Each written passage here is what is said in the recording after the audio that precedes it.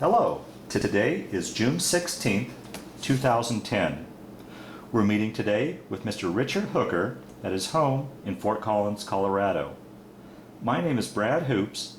I'm the interviewer for the Northern Colorado Veterans History Project.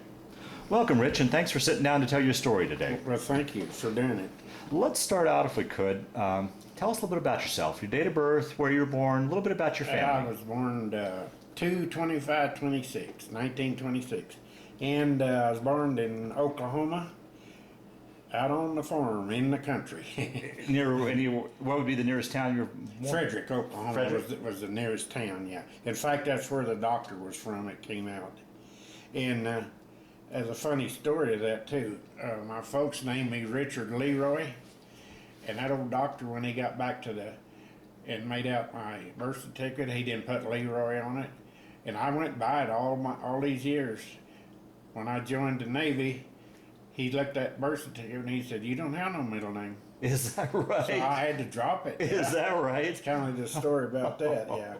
Yeah, I was, what happened is I was 17 years old on the farm. I was farming, working with my dad and granddad. And I'd go to town to Frederick on Saturday nights. We lived 16 miles out of Frederick. On Saturday nights, I had buddies and run around with them. So this one Saturday night, they were three of them. One of them said, "We've got a chief with the Navy coming tomorrow. You want to join with us?" And I says, "Heck yes." Well, hold on, Rich. Before we get into your military service, Okay. I'd like to ask you a few questions about growing up and such. Okay. Now, did you have any brothers and sisters? No, I was the only child. Only child? But I had an uncle that we was there on the farm. He just like a brother to me, Okay. but I didn't have no siblings. Well, now, there's a couple of events I'd like to ask you about, too, historical events before we get into it. Do you have much memory of the dust storms and as well as the Great Depression? No, I don't have. Kind of the Depression, but living on the farm, we had garden and our own hogs to kill and butcher, and so I really can't remember too much about that. Yeah. But the dust storm, I don't remember at all. Oh, is that right? Would it affect that part of Oklahoma? No, it didn't really affect us. Okay. Down there. Oh, okay. All right. See, we was off of the Cap Rock there. Oh, okay. Okay. All right. All right. Well, sorry to interrupt you. I just wanted to ask you a couple questions there. But so you had a couple buddies that wanted you to go join with them. Now, how would that, being the only child, how did your folks take to that as far as leaving the farm and such? Well, they had to sign for me, and they took it okay because I was only 17, and they had to sign for me so I could go. And when I got home that night, I woke them up and asked them if they'd sign, and they said, "Well, if that's what you want." I said, "I want to go in that Navy." Now, obviously, the war had already broken out at that. Oh yeah. Okay. Yeah. Do you remember where you were and what you were thinking when you first heard about Pearl Harbor? Yeah, I had left the farm for a while, and I was in Dallas, Texas, jerking sodas in a drugstore. Is that right? When it happened, yeah. And right after it happened, then I went back to the farm. Well, let me ask you too. Here's a farm boy from landlocked Oklahoma. How did you come to choose the Navy? I didn't want to be in the infantry and do all that walking. Okay. I'd rather be on the water. Okay, fair enough. All right. So you and your buddies went in and talked to this recruiter. Continue your story. He come down from Oklahoma City, see, and he picked them boys up, and then they come out by the farm and picked me up. We all four went on up there to get our physicals the next day, and then one of them was 4F. One of them didn't pass his physical, and the other one, they lost his blood. The check where they check your blood, they misplaced it and they sent him home. I'm the only one out of the four that went. Is that right? The one that they lost his blood test, he eventually went, but I never did run into him anymore. I'll be darned. Well, so now, then how long after you went through that process did you finally ship off to boot camp then? How much, was there a gap in time there? No, I left that next night. Oh, is that right? I took that physical, and the next night I left. Got on that train. Well, I want to interrupt for a second. Just to let the viewers, that anybody that'll watch this tape, that you didn't have to, unless you could have easily got an exemption, I'm sure, because of being on the farm. I could have. You could have set it out if you wanted to, but you volunteered. So I just want that point to be known to those that'll listen to that. Yeah. So I didn't have to go. I could have got deferred. yeah, right. You bet. So well, that was a pretty quick turnaround time. So you went back and packed a few things, said goodbye to your folks, and did they see you off to the train? Yes. They drove up to Oklahoma City, which we lived 150 miles away down at Frederick. But they drove up and spent the night with me, and then was there the next night when I left. Was it a pretty emotional thing for you? Oh, particularly? very emotional. Yeah. Oh boy. Especially for my mother. Yeah, for an only son, only child, and that had to be tough on her. Now, where did you take the train to? Where'd you go to? Farragut, Idaho. For your boot camp training? Okay. And the coldest place I ever seen there. I went from Oklahoma to 20 below zero. I tell you what, there's a few times if I'd have knew how to get out of there, I'd have went over there. Is that right? It was so cold. Well, and those barracks and such were pretty cheaply built. Yes, and just yes. tar. Right, and you were only 20 miles south of the Canadian border, you know. So you did your basic up there. I did my boot camp there, and then they gave me a 30-day leave to come home. And after that, I went to Norfolk, Virginia, and went through 6 weeks of amphibious training, because they was going to put me on landing crafts, which they did. Now, did you have your choice in that, or were you just told, oh, this is where you're going? Did you have your choice of training as far? Okay, They just told you what she's going to do. Okay. You had to fill out applications, and of course on my farming and a little about mechanical. Okay. See, they threw me in the black gang, they called it. And I had to go through that amphibious. So after that, they gave me, they gave me a leave then? No. They put me on a ship, and I went overseas right away. I was on the water from then on, outside of jumping from taking one leave and then having to pick up another boat. But I was on the water constantly while I was in there. Well, that begs another question. Once again, here's that farm boy from Oklahoma out to sea. How did that work for you? Did you get your sea legs? I loved it. Is that right? Yeah, I never got sea legs quick, and I never ever got seasick. But some of the boys did. Yeah. In fact, I caught one of my friends. I saved his life. He was so sick. He was going over the side when I grabbed him. Wow. He said, "I want to die." Wow. I grabbed him and took him down in his quarters and told him, "Watch him." Now, did you shipped out from Virginia? Yeah. Heading to the European theater or Pacific theater, or First we went to the Mediterranean Sea, because they was getting ready to invade France. Oh, southern France. Okay. Yeah. And they had us over there ready for that. Now, you were what ship were you assigned to? A ship? Yeah. What ship were you on? LST. My first one was LST 290. 290. Okay. And the LST, that's the flat bottom ship that goes right up to the shore. And drops off. They got the tanks and the trucks on it, but they carry 4 LCVPs on the side, and that takes the troops. You take the troops in on one of them before the LSTs comes in, and they go in and secure the beach. And I had to go in on one of them. Now that's another beach landing craft. I take it larger than like a Higgins boat. Well, what they are, they're just I don't know the size of them exactly, but they just got a bottom deck and a ramp. And all the troops get in there, and then when we hit the beach, I let the ramp down, and away they go. Oh boy! And then we have to roll up and get out of there. Wow! Fire bullets are going everywhere. Oh boy! Well, talk a little bit about that crossing over to the Mediterranean. Was it a pretty smooth crossing? And were you guys in a we was in a 108 ship convoy. That must have been a sight to see. And we had on 500 tons of demolition, dynamite and ammo, and that tank deck was loaded with ammo. So we went through the Straits of Gibraltar there into the Mediterranean Sea. And the first night, right along, was just about dark when we went through there. And come over the PA system, we had German planes coming at us. Oh boy, and you're sitting on a powder keg. And and they had us in the corner too, I guess on account of that. Jeez. And they'd say, they're out there 50 miles. And then they'd say, oh, here they are, 15 miles. They's So directly they got there, and you'll never believe this. He dropped a torpedo. One of the planes did at us, and you could see it, that making wakes. It missed us about 4 foot, went right in front of us. Jeez. He just misjudged us. What do you? And it went over. We was close enough to the African shore. It hit it and exploded over there on the shore.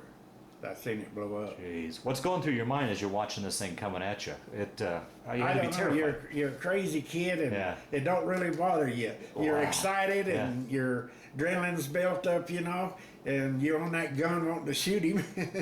So you're on a gun on your general Yeah. quarters? Mhm. Okay. Yeah. And they finally got. We didn't hit him, but I don't know. They finally hit one or two, and then the next morning after daylight, they always kept a bow watch and a stern watch on our ship. He radioed in, there's a mine in front of us, and there was a floating mine laying up there, and the ship missed it, and then one of the little escorts, after we got by, he shot it and blew it up. Jeez. Wow. We were headed right straight to it. Wow. So they dropped in mine, see, before they Yeah, got to us. right. Yeah. Wow. Oh, I'll be darned. So then after the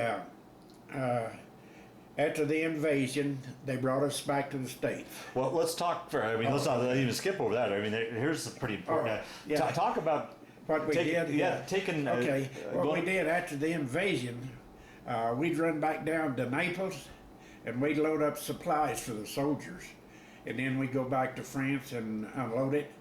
And then after they got in a ways, after the soldiers got in a ways, and they captured all these Germans, we'd load them Germans up and take them back to the island of Capri. There's a prison camp there. And then we go back down to Naples, and we'd load back up, and we'd go back up there. We probably made 5 or 6 trips. Is that right? Yeah. And so then, Well, let me ask you too. How was that? Talk a little bit about the day of the invasion, going up right on the beach. Were you under attack then? oh yeah, there's bullets flying everywhere. Wow, jeez. From them Germans, it was on the beach, you know, Wow. or in the building. I don't know where they was. And once again, you're just a high-spirited youngster that it didn't bother you at all. You weren't scared at all. And these 3 goes on that little LSVP to take the soldiers in. And they told us our orders was just the minute you get them soldiers unloaded, you get way out to sea, and we'll tell you when to come in, because they had to go in with the LSTs. Right. So we went out there, and you'll never believe what us 3 done. We pulled our clothes off and went swimming in that marine. Is that right? But we was way away from that beach. I told that other kid, I said, we're crazy. Have you ever thought about it years later as you got more mature and thought about it? It's like, boy, I was in some pretty serious trouble. I've thought about it later. But when you're yeah. a kid like that, your adrenaline's built Yeah, up. yeah. And in fact, the lieutenant that was over these little LCVPs, he called me in before we got there that morning, and he told me, he said, now this coxswain that's on there with you, he said, I'm worried about him. Oh. And he said, you watch him. And if he goes ape, he said, you take over. And I said, yes, sir, I'll do it. And he did kind of go ape, and I just got up there and slapped him over, and I took over. Wow. Wow. I don't know why that lieutenant knew I'd be all right, but he did, I guess. Yeah. So I guess continue your story. You did the invasion. You've made your numerous runs back and forth, and then you said from there you guys returned back to the States. Yeah, from there they sent us back to New York, and we was in they let everybody go, but a third of the crew for a 30-day leave, and I was one that stayed. So when they come back, then I got a 30-day. And then Was that enough time to get back to Oklahoma and back to see 30 family? days from New York. Okay. I was in New York. Okay. Yeah. In fact, I hitchhiked on military planes. Oh, is that right? The way Yeah. I got there, yeah. Into Oklahoma City, and then hitchhiked on the highway home. But what happened is, then after the 30 days, I come back to Norfolk, Virginia again, and they assigned me to a different LST. And they sent us to New Orleans. We went down and up the Mississippi into New Orleans. And we was there for at least 6 or 8 weeks. I can't remember exactly. They were overhauling our ship, and they knew we was fixing to go invade Japan. That's what happened. Oh boy. And they knew there's going to be so many casualties. So here, here's your living quarters. Am I on the? Yep. Here's your living quarters. Goes down each side, and then down in here's all tank deck, right? Where they have the trucks. Yeah. Right. Okay. What they done? One thing they were doing to our ship, from the tank deck to our quarters, in all of the quarters, they were cutting a hole to stick a stretcher through. And we were going to be like a hospital ship, I guess, after the invasion if we're still alive. Wow. But they was ready for us over there. Now, did you have any idea that that's where you guys were heading? Had they Not then, not okay, at that not time. then. Okay. They didn't tell us. Yeah. We didn't know why they was Yeah. putting them holes in that, either at the time. So after they turned us loose there, got done, we went down and went through the Panama Canal. Oh, what was that Oh, like? I loved it. That was exciting. Describe that. Okay, I always just thought you just was on a canal and went from one ocean to another. No. Pacific is higher. Yeah, Pacific's higher than Atlantic. So you go in a gate, they lock the gate, pump it full of water, sends you on through, and then you'll get to another one. They'll lock you in there and jack you up with water. And then when you finally get through, seemed like there were 3 gates, if I remember correct. And then you're kind of in a lake with a lot of trees and shrubbery and forest, And finally, when you get out of there, you're in the Pacific Ocean. I'll be done. It was exciting. Wow. So then we went, after we went through the canal, we went on up to Oakland. And they loaded us with guns, great big old guns and ammunition, because we were headed over there. And that's when we kindly found out what was happening. Now, what's the time period roughly of this? You know roughly when is this 44, 45? You remember? Let's see, 45. It was in, I can't recall when V-Day was over there. VJ Day? VJ. That was August. In August. Okay. Yeah. That was 44? 45. Okay, that's when it was. This is 45. Because we loaded them guns and we were headed over there. And we was about halfway to Honolulu. And they dropped that bomb. Oh, is that right? And they said the war's over. They turned us around. Did you have any idea? I mean, when they said they dropped this big bomb, did you have any concept of what this thing was and what it did? Had no idea what they was talking about. Yeah. Was there a big celebration on the ship when you heard word that the war was over? I tell you what, I never knew there was that much whiskey on that ship. We started digging liquor out of these lockers, and we'd get up there on the top deck, and we'd just line up. And they'd send that bottle down the line, and when they'd get there, then we'd bury that dead soldier. We had a heck of a time. And our lights got to come on our ship. See, we always had to run without lights. Right. Oh, it was great. But anyway, they turned us around, and we went back to Oakland and unloaded them guns, and we loaded supplies. So then we went on to Honolulu. And when we got to Honolulu, I had a kid, best buddy, that we went to grade school and high school together, and I knew he was on the Texas battle wagon, and it was there. And we got to go on Liberty together. Oh, be darned. Oh, that must have been a lot of fun. It was exciting. Oh, wow.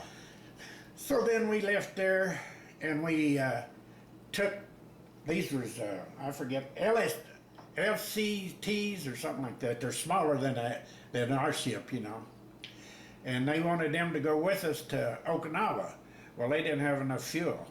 So we had to fuel them at sea at the rough water. Man, that was a job, but I got it done. And so we got to Okinawa, and they beached us. And I didn't know what we was there for. And these LCVPs or whatever, I can't remember, was sitting beside us. Okay, we had to take on water, and they had a spring there on the beach, but it had to be purified. So we had to purify it ourselves, run that plant. And it was about a quarter of a mile from the ship. We had hoses laid, And I'm up there one night watching that plant, It was about 12, 1 o'clock in the morning, and then, man, here come two MPs in there, just flying in there, and jumped out with machine guns. And I said, "What in the world is going on?" Well, he said a Jap prisoner got loose up here, and he cut one of our soldiers' head off. Is that and right? Said he's right around here close someplace. And I said, "Well, you gonna stay here, aren't you?" They said, "Yeah, we're gonna stay all night with you." Wow. And of course, I had a 45 on, Yeah. but they got off them little. We had 3 or 4 light bulbs and a little light planter. They got off over there in the corner. Them devils and sit down and went to sleep with them machine guns laying across their laps. I stayed out in the dark the rest of the night. But they got him the next day Is that- somewhere. Yeah, yeah, Wow. yeah. Wow. And the war was over. Yeah, See. yeah, still wouldn't give up. So then these smaller ships were sitting beside us. Okay, what they were doing, they having Okinawans that I guess worked for the government, supposed to. They's carrying the ammunition down there out of somewheres or on the island, and they had a sympathizer, I guess, and he got in there and he set that ship afire and it went to blowing up.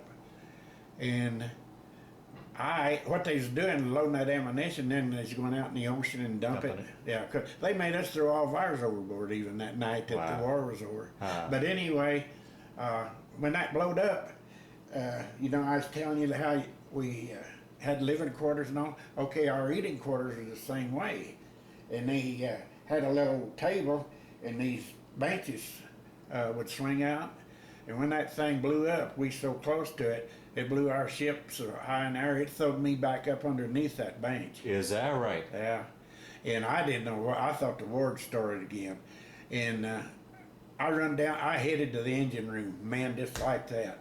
And I ain't supposed to start them engines till the lieutenant tells me, but I fired them engines up. So now, on this LST, you were down in the engine room when you were assigned to this LST? I was in the engine room on all of them. But in addition to running the boats, Yeah. Oh, okay, all right. What were conditions like down in the engine room? Were they? It was so loud that you couldn't talk to each other. You had to write notes. Wow. And us crazy kids, they gave us earplugs and we didn't wear them. That's what reason I'm hard of hearing. Yeah. But anyway, this lieutenant, when that happened, like I told you, I just headed to that engine room. I fired them they were great big old V12s, great big engines. I fired them son of a guns up. And about that time the phone rang and it was that lieutenant. He said, "Fire them engines." I said, "Them engines ready, let's just go." Yeah. But they didn't ever pull out. They finally figured out, I guess, what happened. And I forget how many sailors it killed. One sailor that was on that little boat, he got his foot hung when it blew, and he took his Navy knife and he cut his foot off and crawled out of there. Wow. Cut through that bone. Wow. I don't know how he ever got cut through that bone. So, of course, those Navy knives was very sharp, but man, poor kid crawled out of there and lived. I'll be darned. Let me ask you if you could explain to those that'll watch this tape, how did those big LSTs get on the beach and off? Okay, when they're way out there before they get to the beach, you got a anchor on the back, on the back, and on the stern, I should say. Okay. And they drop that anchor, great big son of a gun, and then that cable unrolls as you go on in, and then they start that winch up and pull them back. Pull you back off. out when you want to go. Okay. Yeah. Okay. Yeah. Yeah. I knew that. I just wanted those that have watched. I'm always amazed these big old ships right up on the beach like that. Yeah. That's the way they do it. Yeah. So anyway, we are at Okinawa, and they gave us orders to go to Tinian Islands. And we didn't know what for till we almost got there, and our old captain, he got us together and told us. I can't go into all of what he said, but anyway, we picked up 643 Jap women, kids, and husbands, and wives, and there were 2 nurses and 1 doctor with them. And so we picked them up there, and what had happened, the Japs had taken them down there to make them grow gardens to feed their soldiers.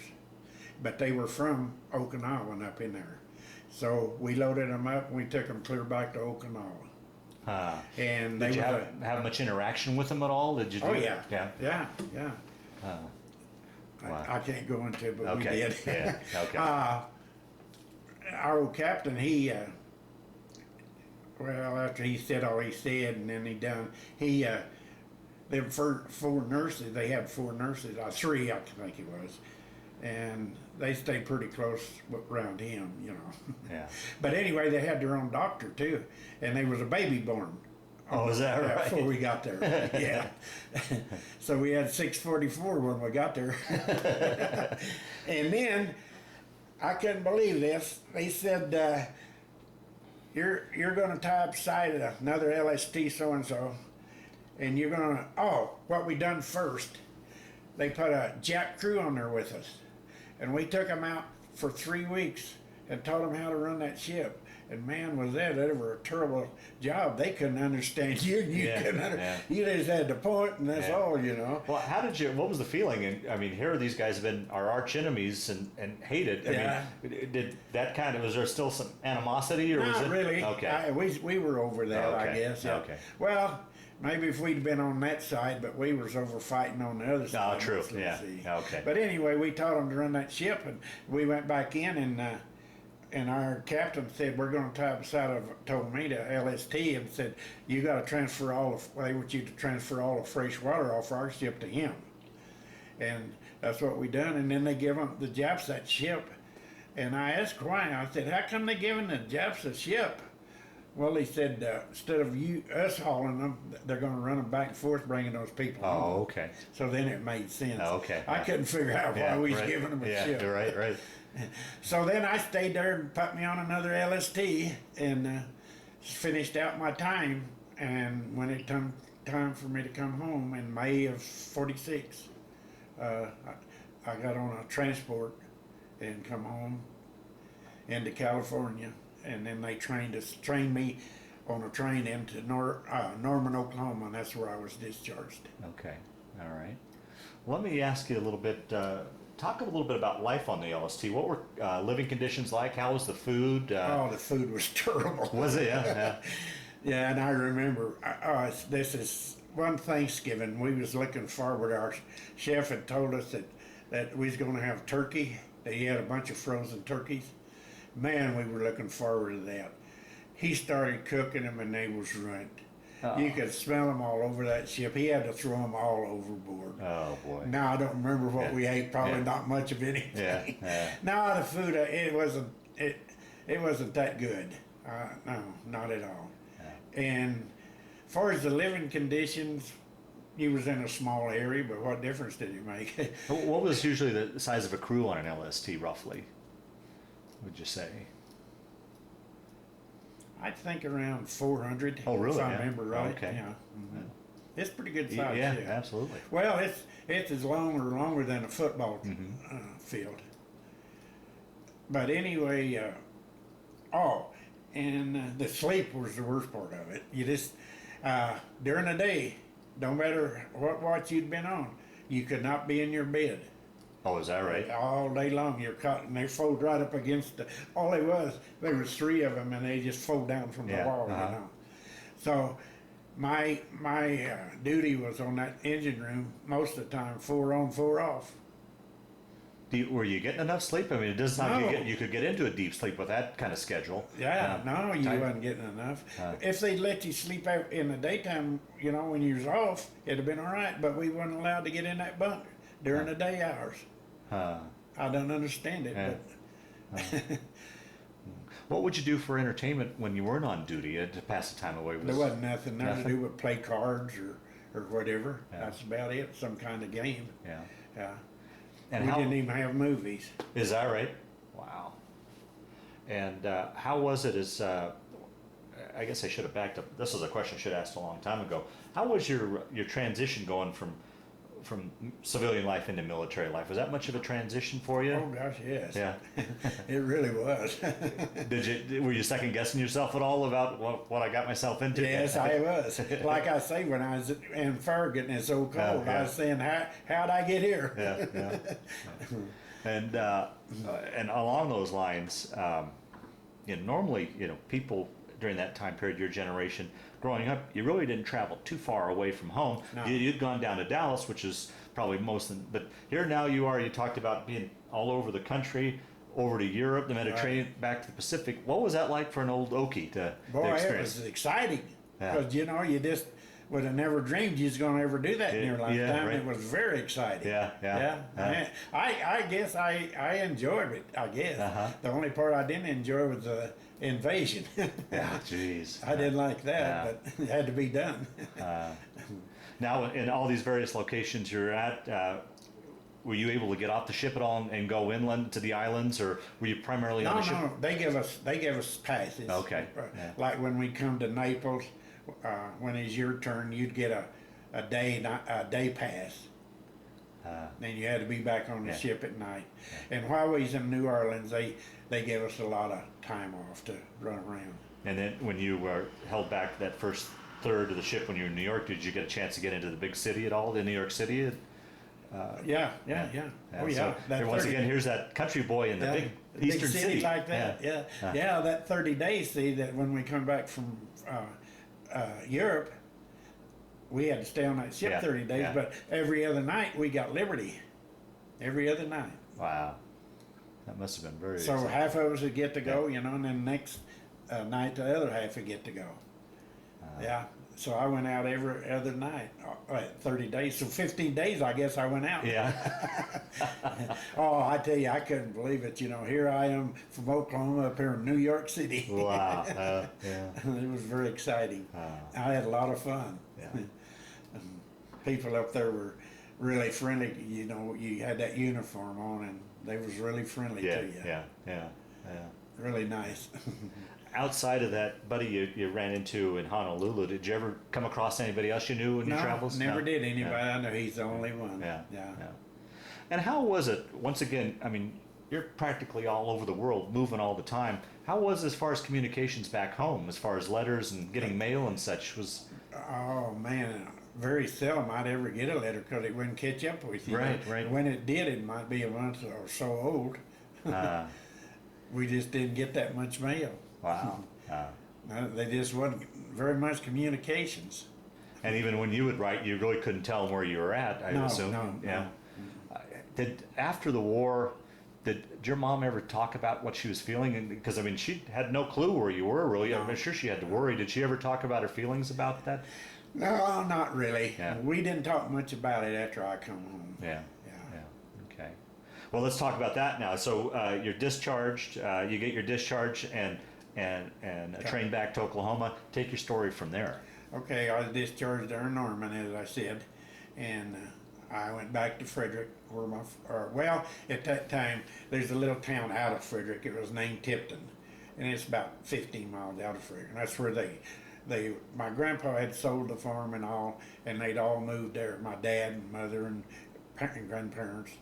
So that's where I went to, and stayed around the house there for a week, and hard out, went to driving truck. Right off the bat, huh? In a week. Yeah. I just waited a week and went to work. Wow. See, I drove a truck got learned on the farm to drive it, and then my uncle, before I left, he had, over there at Frederick, they was hauling stuff to Fort Worth and Dallas, out of Frederick area and all. And there I was, 15 years old, and I was over there every once in a while driving one of them myself.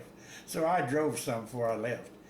So I got back, and these two boys, their dad had a little quite bit of money, and they bought a brand new truck, which was a little Chevrolet back in them days.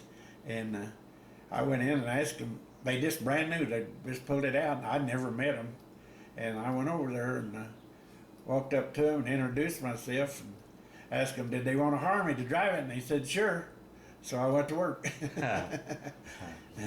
Is that what you went on to do for a career as a truck driver? Yeah.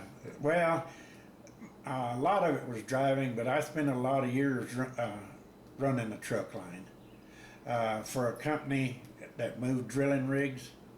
I worked in the oil field off and on for 30 years. Wow. And I had 28 trucks that I was over. We moved rigs with. I run that trucking company. And then later on, when I had my own, I had 10 bull wagons for a long time. And So then finally it got so bad that you wasn't making enough where you could really pay a driver. And I eventually cut back to one truck and drove it myself then. So I probably got 400 or 500 million miles on me. Is that right? I've been in every state but Maine. Is that right? Including, of course, I was in Yeah, Hawaii right, in yeah, the Navy. yeah. And then I parked my truck 5 years in a row, I think it was, 5 or 6. And I went to North Slope, Alaska, moving rigs as a consultant. I'll be darned. I'd go up there in the wintertime and then I'd come back home, and then next winter they'd have me come up and move another one or two. One time I moved 2 while I was up there. And the way we moved them up there, we didn't do it like we did in the 48, lower 48. We flew them on C-130s. Is that right? Either that or a Rollagon. And I kept a picture of one of them Rollagons. The Rollagon had these big old rubber tires on it. And held about 15 pounds air. And they say a man run over a man won't hurt him, you know. You've seen that advertisement. Okay. Okay, that's what these were. And they were a cab with a cat engine behind them. And then they pulled a trailer, had them big tires on it. And they had a cat engine underneath that trailer that pulled them trailer wheels. And that's all they let on that Tundra. Well, they wouldn't wouldn't let trucks on it, cats or nothing. We had to fly the trucks, the cats, and everything. So anyway, I got to be in Alaska. I just parked my truck and go up there because it was good money. Yeah, right. And then this same company that was hiring me to go up there to do it, the Navy had to clean up an oil spill in Cordova, Alaska, which was southeast of Anchorage, about 400 miles as a crow flies. No roads in there. You had to fly in, or you could catch a ferry at Valdez and ride it over there. So I went up on this oil spill cleanup. I was the superintendent on it. And I went up there in 1979 in June, and I come home a week before Christmas. Is that right? I stayed right there with it, yeah. Got it all. And what was happening, it was a hatchery there, Salmon's hatchery.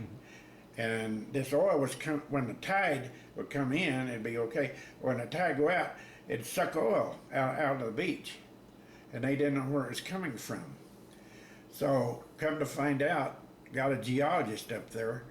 And back in the old days, the fishermen would drain their oil out there at the dock, and they'd let them dump it in a pit over behind that hatchery.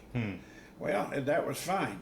But I found they had a great big old diesel tank and then a line running over to the hatchery, see? I found a leak in that line. And that diesel was getting in that oil and thinning it up. Oh, okay. And that tide had just suck it out of there. Wow. Yeah, that was quite a job there. So how many years then altogether were you in the trucking and I guess the oil business? From the time I got out of the Navy in 46. Until you retired? What year did you finally officially retire? I was 78 years old in 204. Is that right? I had a beautiful truck. Oh, I almost cried and I sold it. But I hated to leave, but I was getting so tired, you know, I get out of that truck and I'd have to stand for a while before I could walk. Yeah. In the last 2 years I had it, I pulled for Walmart out of one of their warehouses to their stores, you know, which was a good job because I didn't have to touch nothing. Yeah. They unloaded it, loaded it, and unloaded it. But anyway, I was 78 years old when I finally sold it. So from 46 till 204, I was trucking. Almost 60 years. Yeah, either trucking or working, you know, like those jobs. Yeah, right. Now, there was one time I got out of trucking for a while and I parked it and I took a job on a hop mix plant, and I was on that for a couple of years. I was the superintendent on this hop plant. Well, let's talk a little bit about family as far as... Okay, I have two children. Okay. And then I married this lady that had 3 little kids, and I adopted them.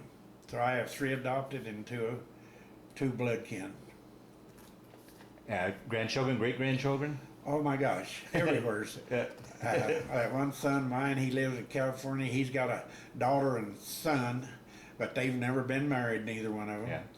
And this daughter here, she's got two daughters, and one of them's got two children, and the other one's got, wait a minute, let me count.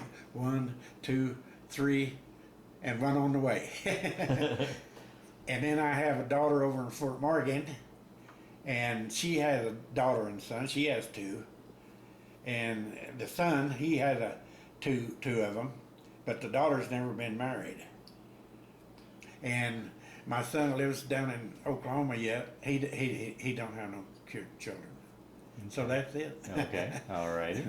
Well, we'll begin to wind down this interview. Is there anything, Rich, that I didn't ask you that you wanted to talk about, or anything that's kind of popped up in your mind since we've been sitting here chatting that you wanted to bring up? So make sure that we hopefully cover your story as best we can. I hope I've got everything. Yeah. Let me kind of glance over this Sure. for a minute.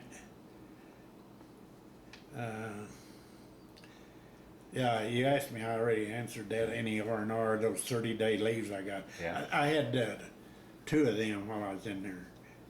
Got to come home 30 days twice. Now, since you've been out of the military, it sounds like you've done a lot of travel in the States. You ever had a chance to go overseas to any of the places that you served at all? No. Okay. Never had a chance. And how about anything in the way of ship reunions, or did you keep in touch with any buddies that you went served with at all? Not really. I wish I had of. And way back there, I didn't recognize the name, but I got a letter from one of the guys on one of the ships, and they were going to have a reunion, but it was way back east, and Yeah. and I couldn't afford to do it. Sure. In fact, I think I got 2 invitations, and then I didn't hear no more. I guess Yeah. they quit doing them. Yeah. Okay. Probably a lot of them passed away. you Yeah. know. Right. Sure. But I never got to go to none of them because I really couldn't afford it. Yeah. Yeah. You bet. I just had to keep working. One question I always like to ask towards the end of the interview: how do you think that experience affected your life, changed your life at all, played a role in your life, or was it just simply a chapter of your life you went through? How would you answer that? It's just a chapter that I went through. I have lots of memories, and I still remember back. Thank God, I still got a memory. Yeah. There was times that we had a lot of fun on them liberties, you know. And I don't know. It was just something that I went through that when it was over, it was over. Yeah. Fair enough. Yeah. Yeah. Okay. And I was just ready to go to work. Yeah, I'll be darned. Well, if there's nothing else that you can think of you'd like to talk about, why we'll wind down this interview. Oh, yes, Kira, you was talking about Mom's cooking. Man, that was great when I got home. Yeah, I guess I didn't ask you about the reunion when you finally got home and Oh, what that man. was like to. My mother was one heck of a good cook. Is that right? In fact, she had restaurants and worked in restaurants cooking, and it was great. I guess that, as another question I forgot to ask too. When I do these interviews, when I talk to the guys that are overseas, it seems like every one of them had kind of a craving that they missed overseas that they got when they got. Was there anything that you Yes. looked forward to when you got back to the Yes, States? her famous chicken fried steak.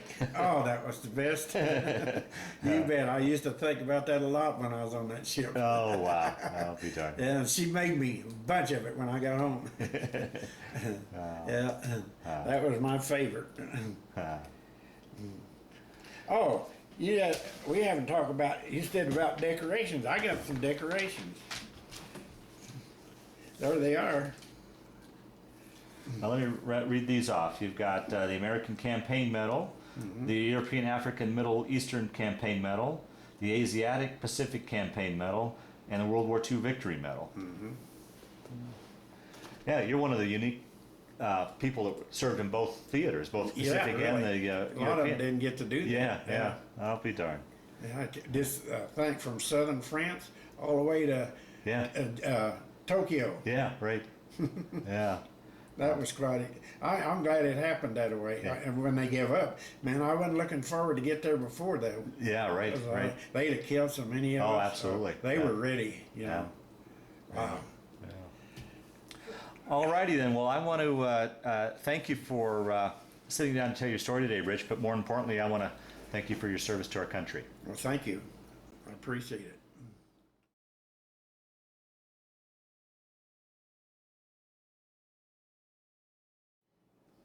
This is my picture when I was in boot camp.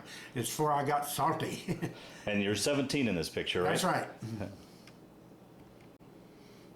This is my picture later on in my career in the Navy, and you can see I was salty by that time. Look at the difference in the hat.